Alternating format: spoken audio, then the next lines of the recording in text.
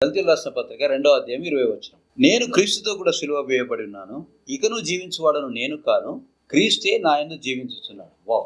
అంటే యేసుక్రీస్తు సిలువ త్యాగాన్ని నీవు అంగీకరించినప్పుడు, ఆ సిలువ త్యాగంలో నీ పాపాల కొరకు మరణించిన యేసుక్రీస్తుని రక్షకుని అంగీకరించినప్పుడు, ఆయన నామంలో బాప్తిజం పొందినప్పుడు నీ పాపాలన్నీ ఆయన మరణంతో పాటు అవన్నీ సమాధిలో పాతిపెట్టబడ్డాయి. పాతిపెట్టబడ్డ తర్వాత నీవు నీలో యేసుక్రీస్తుని కలిగి తిరిగి లేచావు. నీలో జీవిస్తున్నది నీవు కాదు కానీ నీ కొరకు చనిపోయిన యేసుక్రీస్తే.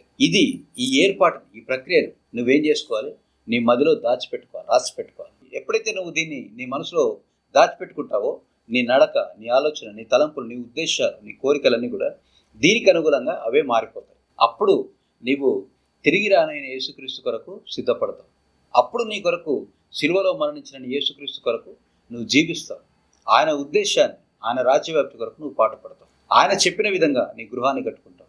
ఆయన చెప్పిన విధంగా నీ విశ్వాసాన్ని కట్టుకుంటావు. ఆయన కోరుకున్న విధంగా, ఆయన స్థాయి తగినట్టుగా నీ కలలను, నీ దర్శనాలను నువ్వు నిర్మించుకుంటావు. దేవుని శక్తితో వాటిని నెరవేర్చుకుంటావు. ఇదే బాప్తిజంలో ఉన్న అద్భుతమైన ఏర్పాటు.